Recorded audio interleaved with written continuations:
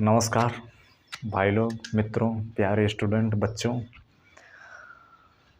आज हम एक नए टॉपिक के साथ आप लोगों के साथ आए हुए हैं, जो कि अच्छा टॉपिक है और आप लोग पढ़ेंगे, अच्छा लगेगा और एग्ज़ाम के दृष्टि से भी अच्छा टॉपिक है, इम्पोर्टेंट है। ठीक है,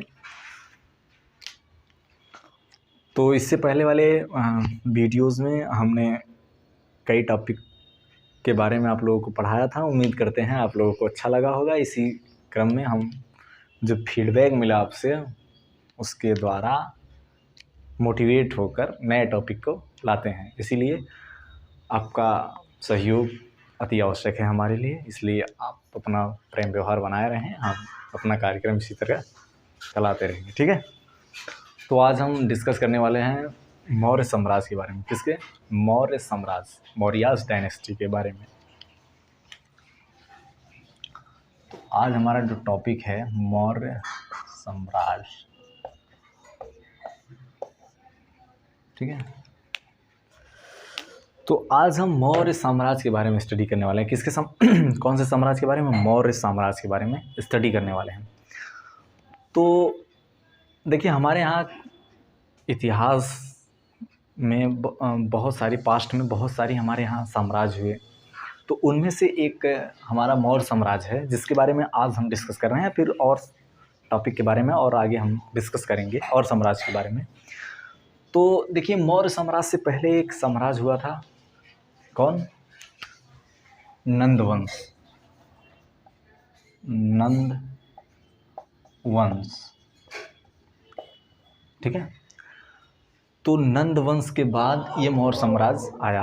अब हम देखते हैं किस प्रकार क्या क्या चीज़ें हुई जो नंद वंश का अंत हो गया और नए साम्राज्य का उदय हो गया, मौर्य साम्राज्य। ठीक है, तो सबसे पहले जानते हैं कि मौर्य साम्राज्य के जो संस्थापक हैं वो कौन है और इसमें किसका किसका योगदान है, इसका शासनकाल कब तक रहा। तो मौर्य साम्राज्य जो है 322 ईसा पूर्व से लेकर 187 तक रहा। 187 ईसा पूर्व तक रहा। देखिए, जो मौर्य साम्राज्य है ये 322 ईसा पूर्व से लेकर 187 ईसा पूर्व तक रहा। 322 ईसा पूर्व से लेकर 187 ईसा पूर्व तक रहा। तो इसके सबसे पहले जो नींव करता है वो है चंद्रगुप्त मौर्य।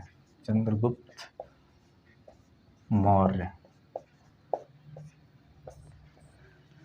जो मौर्य साम्राज्य की जिन्होंने शुरुआत की थी, जिन्होंने नींव डाली थी, वो कौन है? चंद्रगुप्त मौर्य। और किसकी सहायता से इन्होंने किया था? ये है चाणक्य।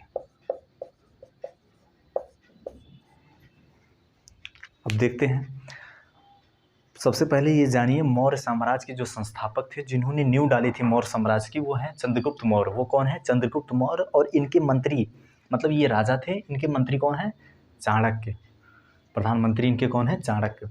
ये चाणक्य की मदद से इन्होंने इस साम्राज्य की स्थापना की थी। ठीक है, तो अब हम इनके बारे में जानते हैं और उसके बारे में ये भी जानते हैं कि कैसे कैसे कैसे कैसे मौर्य साम्राज्य का उदय हुआ और बाकी सब।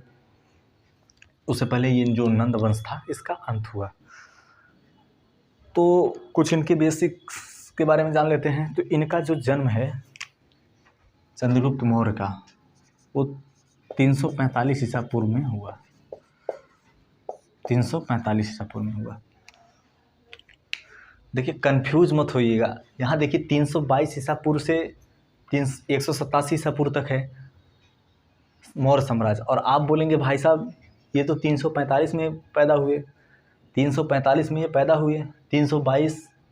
तो हमने आपको बताया था कि जो ईसा पूर्व वाली होती है ये ऊपर से चलती है डिसेंडिंग ऑर्डर में। तो यानी 345 पहले आएगा, फिर उसके बाद 340 आएगा, हाँ, फिर उसके बाद 330 आएगा, फिर 325 आएगा, फिर उसके बाद 322 आएगा। मतलब पहले ये आएगा, पहले ये चीज़ आएगी, तब उसके बाद ये आएगी। अभी जो है, अभी जो टाइम है उसमें क्या है, पहले 21 आएगा, फिर 22 आएगा, फिर 23 आएगा, ऐसे ऐसे चल रहा है। ये ईसवी है, ये ईसा पूर्व है। ईसा पूर्व भाई साहब ये पैदा हुए थे 345 ईसा पूर्व में। लेकिन जो साम्राज्य स्टार्ट हुआ है वो कहाँ से स्टार्ट हुआ है? 322 ईसा पूर्व में स्टार्ट हुआ है। तो देख रहे हो डिफरेंस है ना, मतलब ये पहले पैदा हो गए, साम्राज्य बाद में हुआ। ये नहीं कि पहले साम्राज्य हो गया फिर बाद में ये पैदा हुए ऐसा कोई बात नहीं है, ठीक। तो जब ये पैदा हुए, ऐसा माना जाता है कि ये जो पैदा हुए थे तो वो एक गरीब फैमिली थी, या मतलब पालन पोषण का सही नहीं हो नहीं पा रहा था। तो इसलिए जो चंद्रगुप्त जो चाणक्य थे, ये बहुत ही विद्वान, बहुत ही नॉलेजफुल, बहुत ही मतलब राजनीतिक और बहुत ही अर्थशास्त्री, हर गुणों में मतलब माहिर थे। तो इन्होंने जब इनको देखा, यानी चंद्रगुप्त मौर्य को देखा, बोला यार ये बंदे में तो बहुत क्वालिटी है, ये इसके जो वो है उसमें राजयोग लिखा है। क्या लिखा है? राजयोग लिखा है। तो इन्होंने इनके पिताजी को, या इनके जो पालन पोषण कर रहे थे, उनको कुछ पैसे देकर इनको खरीद लिए। चाणक्य ने चंद्रगुप्त मौर्य को खरीद लिया, बोला बेटा चलो यहाँ तुम्हें नहीं रहना, यहाँ तुम रहोगे तो भाई साहब राजा नहीं बन पाओगे। जो संरक्षण होता है, जो गाइडेंस होता है, वो बहुत इंपॉर्टेंट होता है किसी को आगे बढ़ाने में या किसी को ऊपर से नीचे ले जाने में। तो अगर ये नॉर्मल फैमिली में रहते हैं तो वही नॉर्मल रह जाते। भाई साहब जब ये इन्होंने इनके संरक्षण में आए, इनके कांटेक्ट में आए, तब से इनकी कहानी स्टार्ट हुई। तो ये चंद्रगुप्त मौर्य को चाणक्य जी ले आए। तो चाणक्य जी जो थे वो तक्षशिला यूनिवर्सिटी थी, तक्षशिला यूनिवर्सिटी है, वहाँ प्रोफेसर थे, ठीक है। तक्षशिला यूनिवर्सिटी में क्या थे? प्रोफेसर थे। ये मान लो देखो भारत का मैप है, ये ऐसे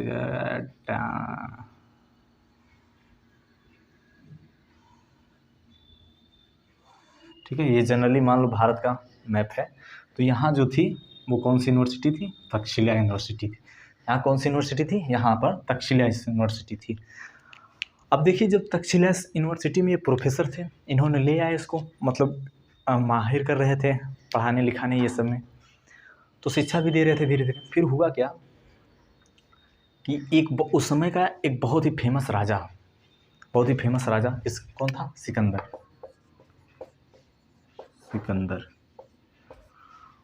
उसने वो यहाँ इधर से आ रहा था आक्रमण के लिए। कहाँ पे? वो जीतते हुए आ रहा था। वो मिनीसोटिया का राजा था शायद, सिकंदर।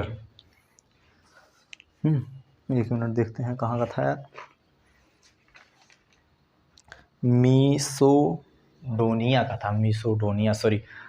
जो सिकंदर था वो कहाँ था? मिसोडोनिया का था। वो कहाँ का था? मिसोडोनिया। सिकंदर जो था वो कहाँ का था? मिसोडोनिया का था। मिसोडोनिया का उस समय का बहुत ही पावरफुल राजा था, उस समय का बहुत ही पावरफुल राजा का था। तो चाणक्य को जो ये बात पता चली कि सिकंदर आक्रमण करने के लिए आ रहा है, कहाँ? भारत पे। तो उन्होंने कहा यार जब ये भारत पे आक्रमण करेगा तो यहाँ की जो धन है, संपत्ति है, और जो ये सब इंफ्रास्ट्रक्चर है, इसको उजाड़ के फेंक देगा और फिर चला जाएगा यहाँ से लूट लाट के। तो बोला यार ये तो बड़ी प्रॉब्लम है, तो इसका सलूशन ढूंढा जाए। तो उस समय एक साम्राज्य हुआ करता था, वो कौन सा था? मगध। यहाँ था मगध, ठीक है। यहाँ तक्षशिला यूनिवर्सिटी है, ये मगध है, इधर से सिकंदर आ रहा है आक्रमण के लिए। तो इस समय जो मगध था वो थोड़ा डेवलप था। वहाँ के राजा जो थे, वहाँ नंद वंश का राज था। किसका था? नंद वंश का राज था। तो इस समय जो नंद वंश के मगध के राजा थे वो कौन थे? धनानंद।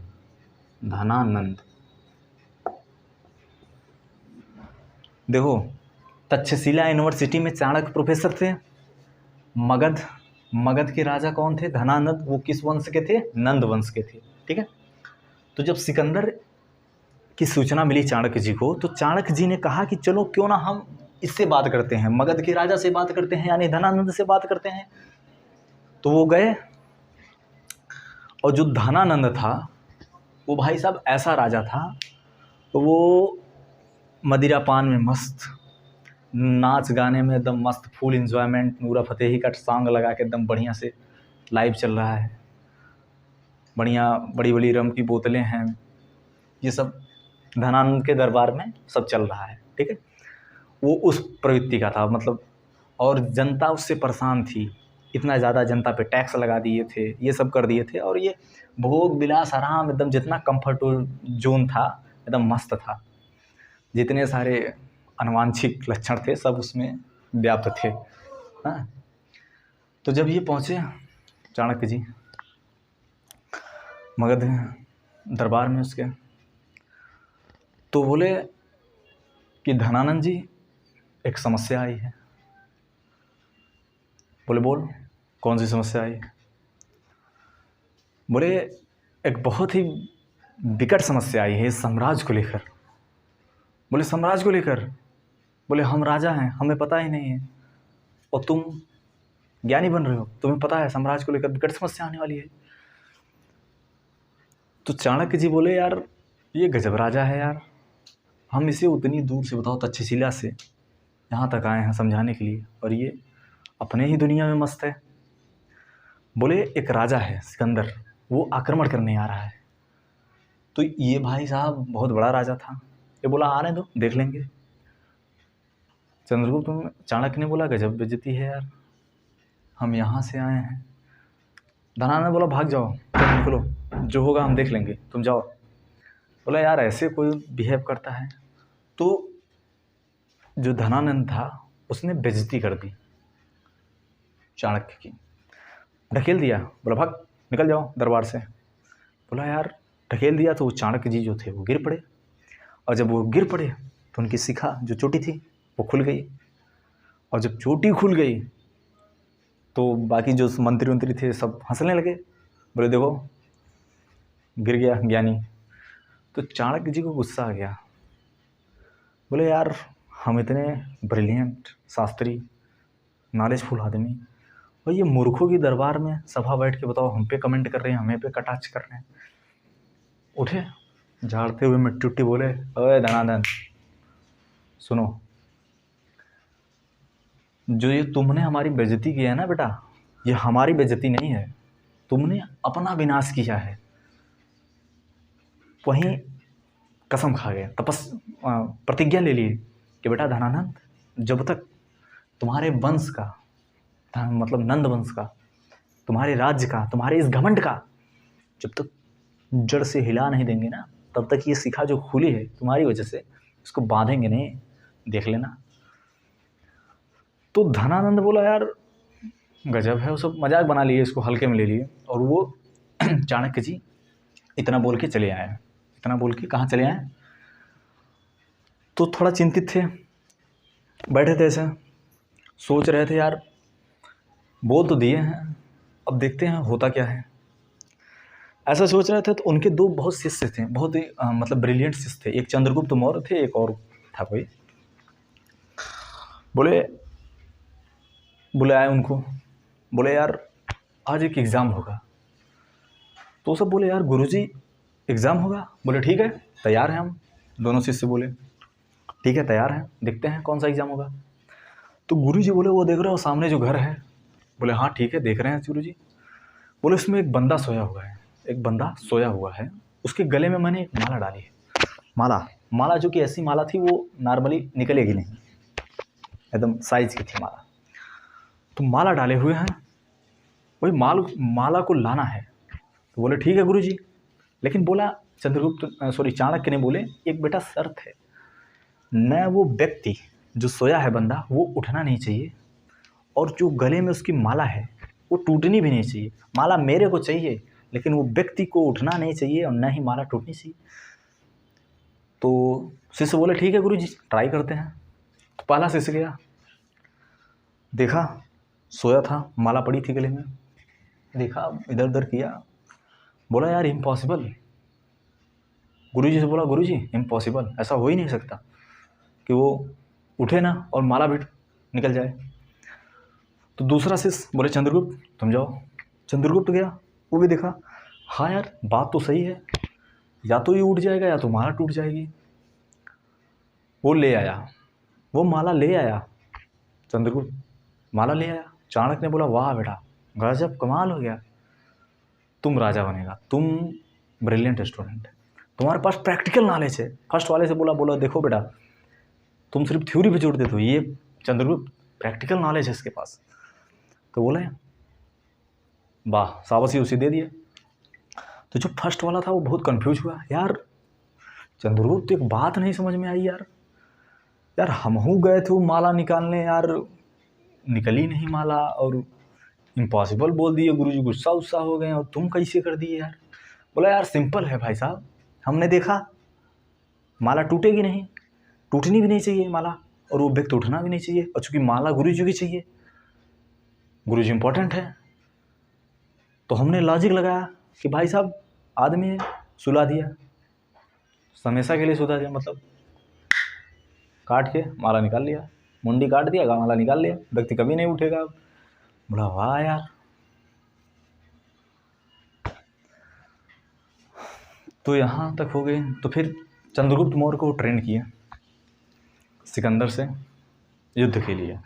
अब चूंकि सिकंदर इतना बड़ा राजा था, उसके पास इतनी हाथी घोड़े फौज थी, उसे डायरेक्ट तो युद्ध कर नहीं सकते थे, और इनके पास उतना संसाधन थे नहीं, वो AK-47 राइफल वाइफल ये सब थी नहीं, पिस्टल उस्टल थी नहीं, वही तीर धनुष लेके टाँटा करते थे। तो बोले यार हम लोग तो डायरेक्ट लड़ नहीं पाएंगे। और जो चाणक्य जी थे वो कई सारी विद्याओं में बहुत निपुण थे, बहुत माहिर थे। जैसे ये हो गया गुप्तचर में बहुत ब्रिलियंट, बहुत माइंडेड आदमी थे, विष कन्याओं के मामले में बहुत स्ट्रांग थे, और उसके बाद अनेक प्रकार की भ्रांतियाँ फैलाने में और अंधविश्वास में, ये सब में माहिर थे। तो वो चंद्रगुप्त को इस सिकंदर की सेना में सिकंदर की शामिल कर दिए चंद्रगुप्त के। बोले बेटा तुम जाओ चंद्रगुप्त की सेना में, सिकंदर की सेना में एक एम्प्लॉय बनो, और उसका अच्छा व्यवहार, मतलब विश्वास जीतो। तो चंद्रगुप्त जी गए, शामिल हो गए। अब जब शामिल हो गए तो वहाँ देखो, किसी को अगर कमज़ोर करना है ना, तो उसका जो सर्कल है उसके अंदर कमजोरियाँ लाओ। तो जब शामिल हो गए तो वहाँ जो सेनाओं में भ्रांतियाँ फैलाने लगे कि देखो तुम जहाँ जा रहे हो वो भारत है, वो क्या है, भारत है, और भारत में देवताओं का बहुत वर्चस्व है बेटा। अगर भारत वालों से पंगा लिए तो वहाँ के देवता नाराज़ हो जाएंगे, और जब देवता नाराज़ हो गए तो भाई साहब तुमको उखाड़ उखाड़ फेंक देंगे। तो यहाँ सेना जो थी ऐसे भ्रांतियाँ फैलाने लगे। फिर उसके बाद कभी कभी उनके खाने में जहर मिला देते थे, और कुछ देर बाद वो टपक जाते थे, और फिर कभी कभी उनके कैंप में आग लगा देते थे। ऐसा सब कुछ होने लगा, कई घटनाएं होने लगी। तो भाई साहब सेना भी, वो सब भी बाल बच्चे वाले इंसान थे, वो सब भी डरने लगे। तो जब आई सेना यहाँ पर मौके पे पहुँची, यहाँ पे एक नदी पड़ती है, रावी नदी। तो जब रावी नदी यार नहीं, ब्यास नदी के तट पे जब उनकी सेना पहुँची तो सेना ने जवाब दे दिया, बोला सिकंदर भाई साहब या तो आप यहाँ से लौट चलिए, या तो हम इससे आगे नहीं बढ़ेंगे। सिकंदर बोला गजब है यार। तो सिकंदर के दो जो हैं बहुत ही फेमस सेनापति थे, एक सेलूकस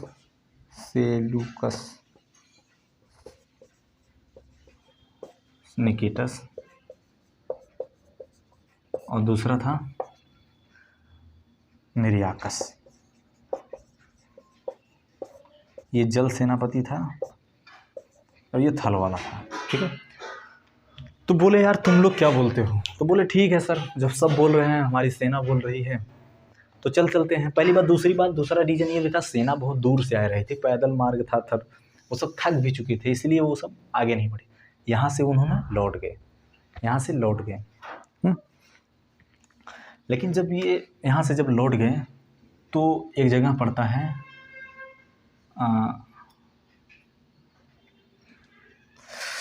जगह का नाम क्या था यार, मुंह में है, याद नहीं आ रहा है भाई साहब।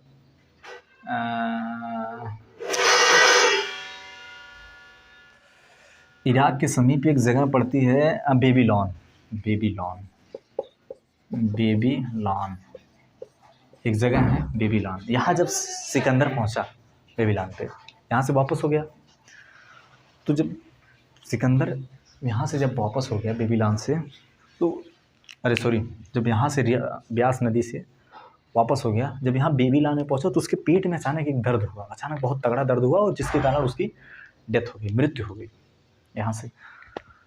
तो बताया जाता है कि जो उसकी जो डेथ हुई थी उसके खाने में जहर मिला दिया गया था। वो कौन किया था? वो इन्हीं दोनों लोगों की देन थी, ऐसा माना जाता है।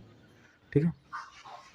तो और उसका सिकंदर का एक घोड़ा था बुके फराल नाम का, वो बहुत ही फेमस घोड़ा था बुके फराल।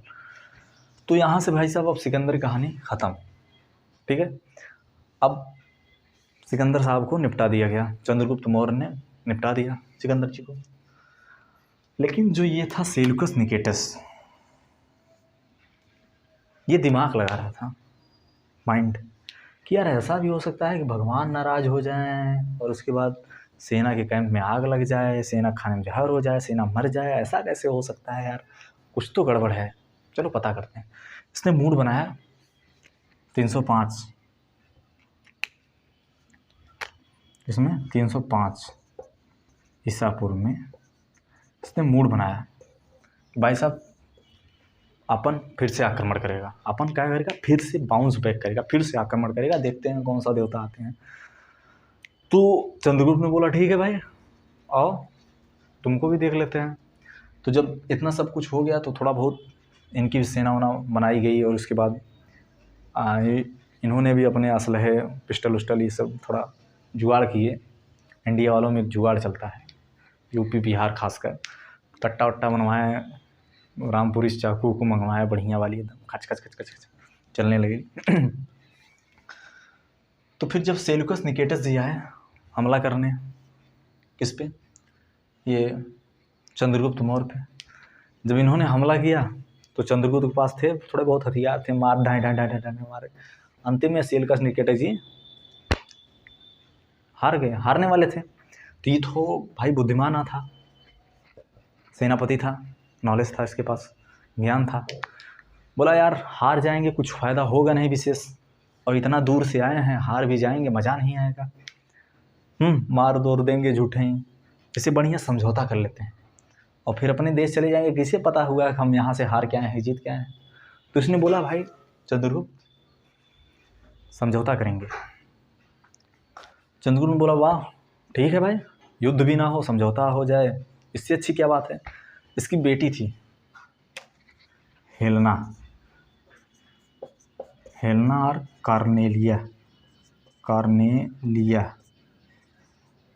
कार्नेलिया नाम था उसका।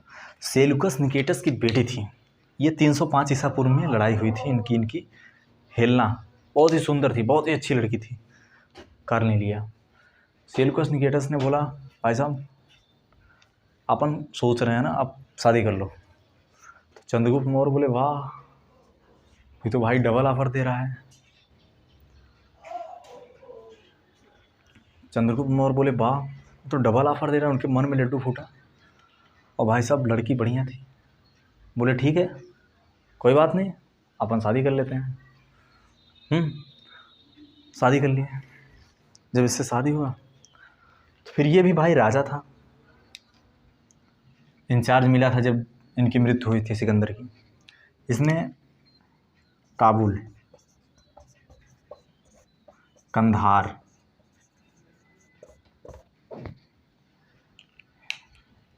हिसार, काबुल, कंधार, एक और था कौन सा था यार, हिसार और मकरान,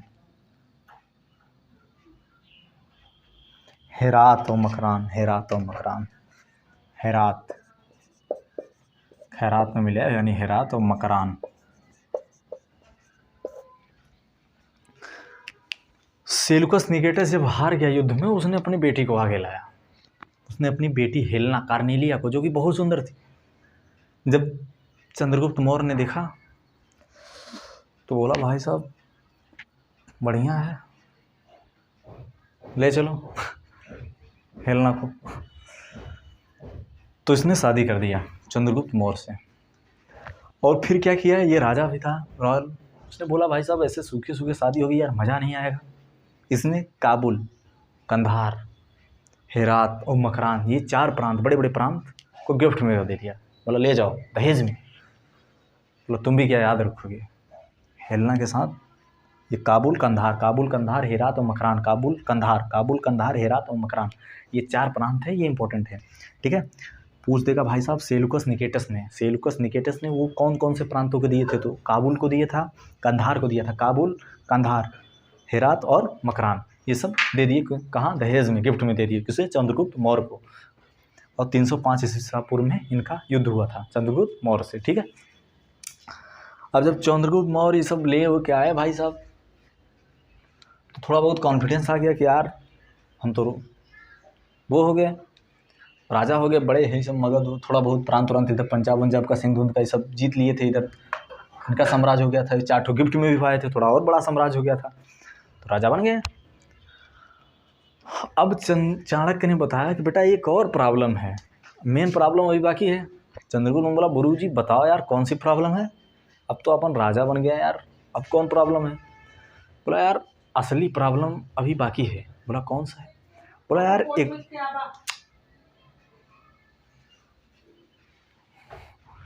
एक बंदा है यार, उसने हमारी बेइज्जती किया। बोला कौन है गुरुजी। बोला भाई स्कॉर्पियो निकाल, पिस्टल उस्टल लिए AK-47। बोला गुरुजी बताइए, नाम बताइए आप।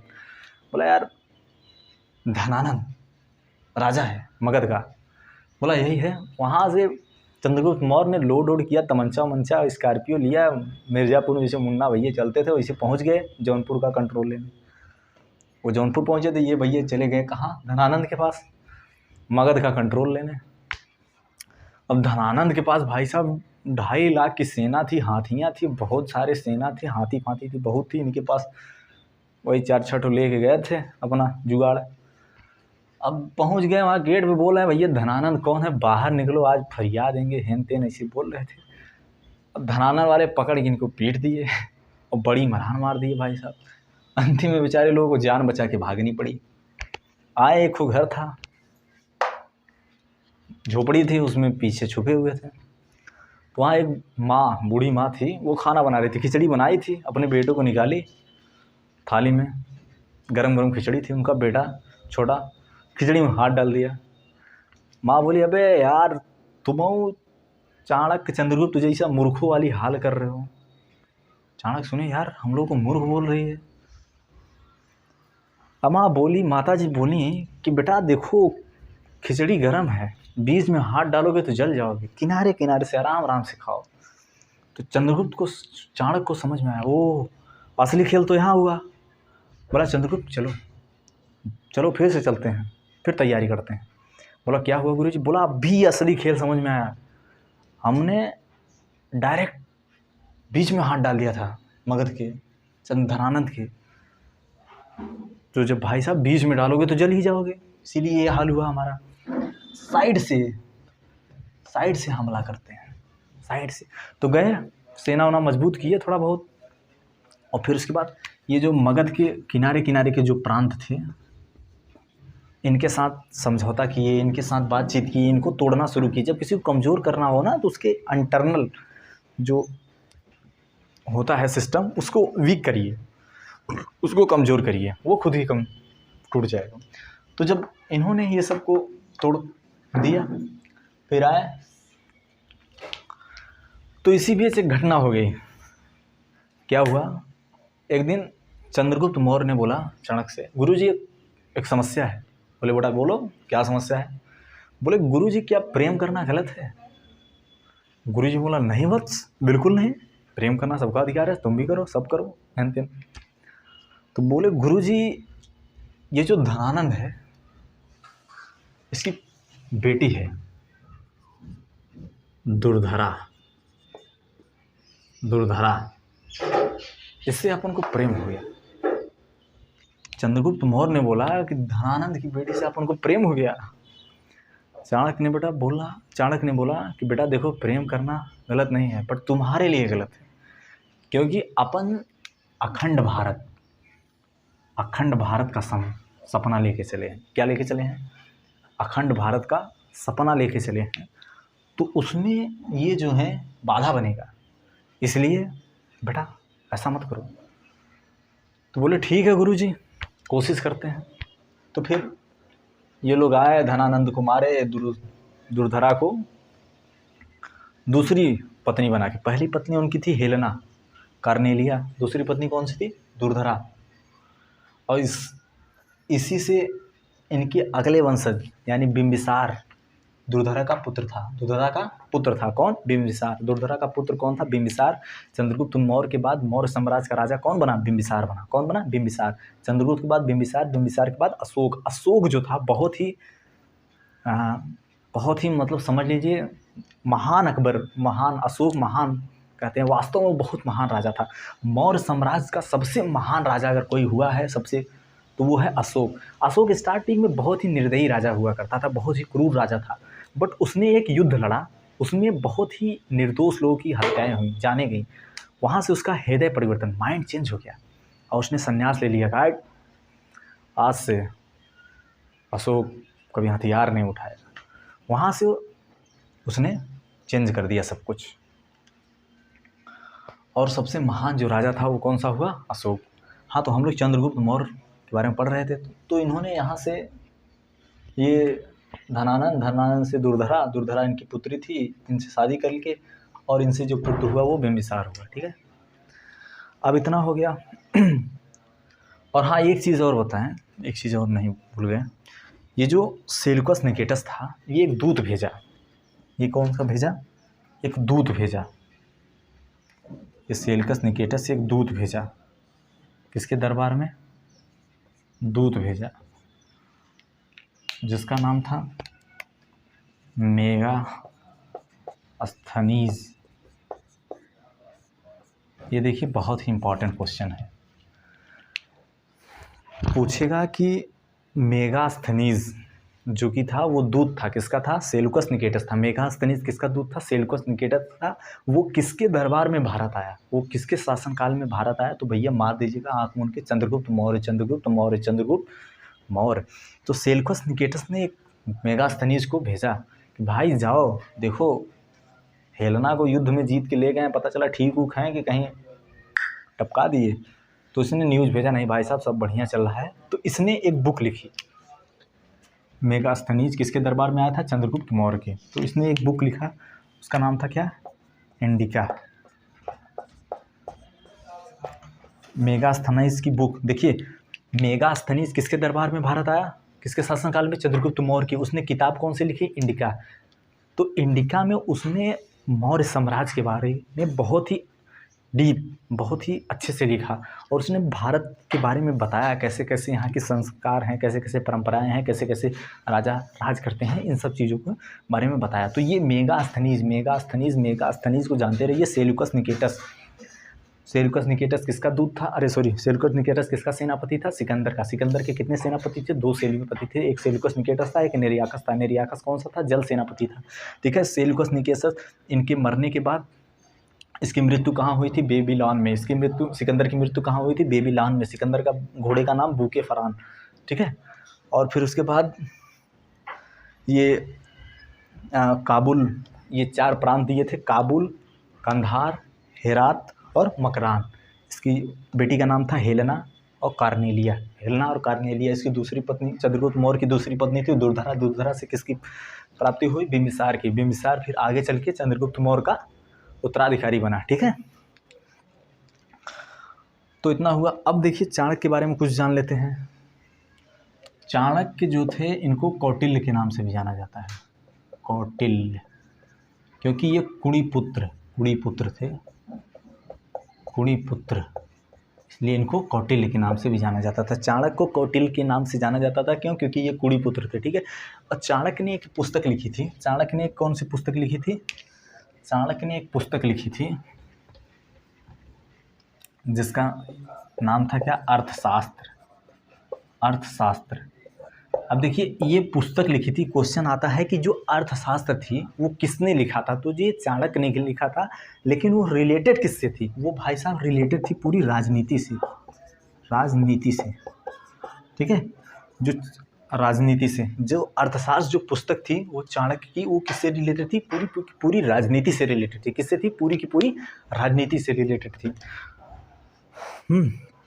और उसके बाद एक जेस्टीन, जेस्टिन नामक एक पश्चिमी राइटर था। उसने अपनी पुस्तक में बताया कि एक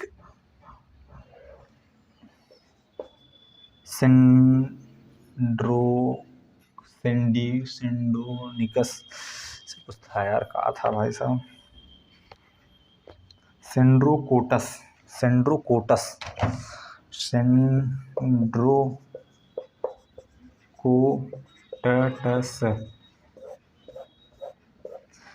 उसने अपनी बुक में सेंड्रोकोटस के बारे में लिखा था, सेंड्रोकोटस। अब फिर बाद में उसको बताया विलियम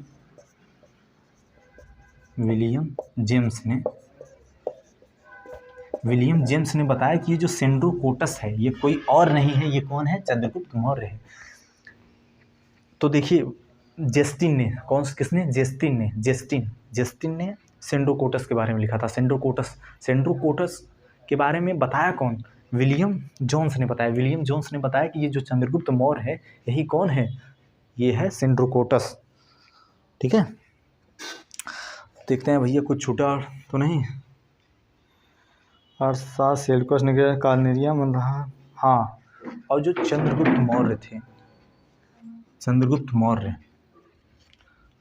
मौर्य थे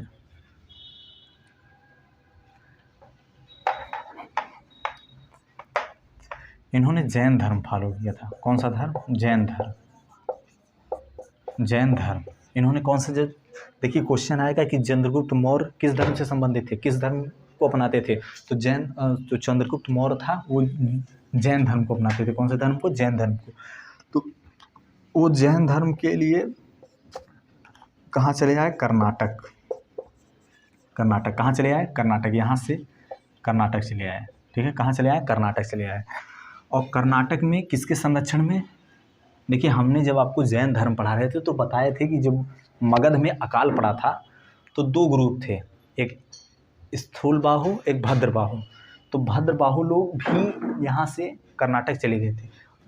ये 300 ईसा पूर्व में यहाँ अकाल पड़ा था और वही भाई साहब इनका शासनकाल चल रहा था 322 से लेकर 187 तक।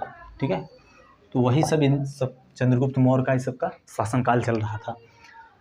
तो यहाँ जो आए भद्रबाहु, तो कर्नाटक में जैन धर्म ये किसके अंडर में? मतलब भद्रबाहु। तो अगर पूछेगा कि चंद्रगुप्त मौर्य किस धर्म से संबंधित थे, चंद्रगुप्त मौर्य किस धर्म के मतलब फॉलोअर थे, तो बोल दीजिएगा भाई साहब जैन धर्म के। कौन से धर्म के? जैन धर्म के। उनके गुरु कौन थे जैन धर्म के? उनके गुरु थे भद्रबाहु। उनके गुरु कौन थे? भद्रबाहु। और फिर इनकी मृत्यु जो है श्रवण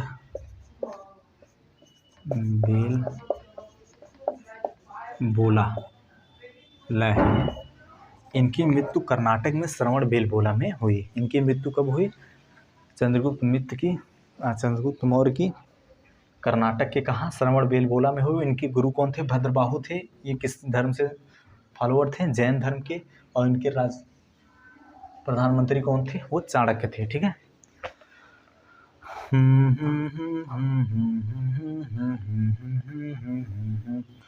298 में हुई थी उनकी मृत्यु। 298 ईसा पूर्व में मृत्यु हुई थी।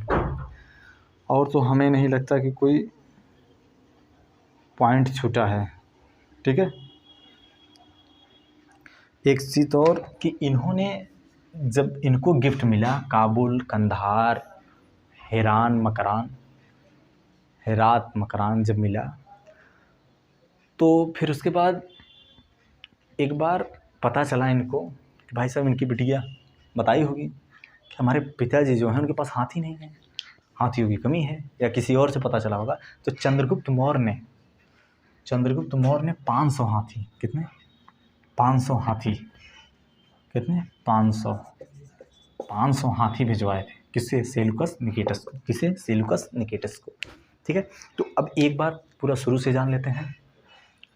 मौर्य साम्राज्य कब से? 322 ईसा पूर्व से लेकर 187 ईसा पूर्व था। मौर्य साम्राज्य के संस्थापक कौन थे? चंद्रगुप्त मौर्य थे। उनके प्रधानमंत्री कौन थे? चाणक्य थे। चंद्रगुप्त मौर्य का जन्म कब हुआ था? 345 ईसा पूर्व में हुआ था। ठीक है,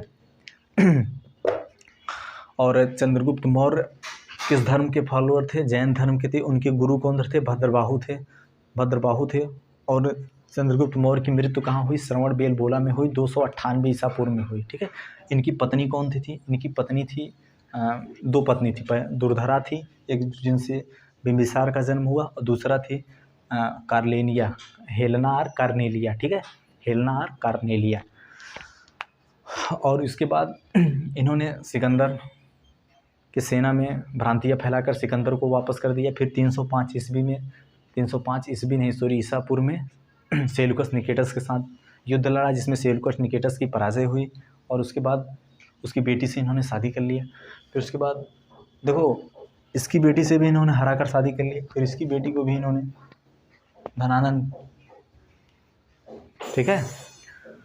तो और उसके बाद ये सेल्यूकस निकेटस का एक दूत भेजा मेगास्थनीज को। ये इंपॉर्टेंट है, मेगास्थनीज किसके दरबार में भारत आया? चंद्रगुप्त मौर्य के दरबार में, चंद्रगुप्त मौर्य के शासनकाल में।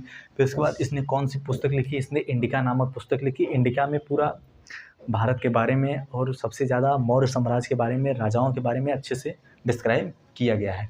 और फिर उसके बाद चाणक्य ने एक पुस्तक लिखी थी जिसका नाम था अर्थशास्त्र। एकदम टोटली केवल किससे व्यस्त थी? राजनीति से व्यस्त थी। और चाणक्य को कौटिल्य कहा जाता था क्योंकि ये कुड़ी पुत्र थे। ठीक है। तो और जस्टिन एक इतिहासकार, उन्होंने अपनी सेंड्रोकोटस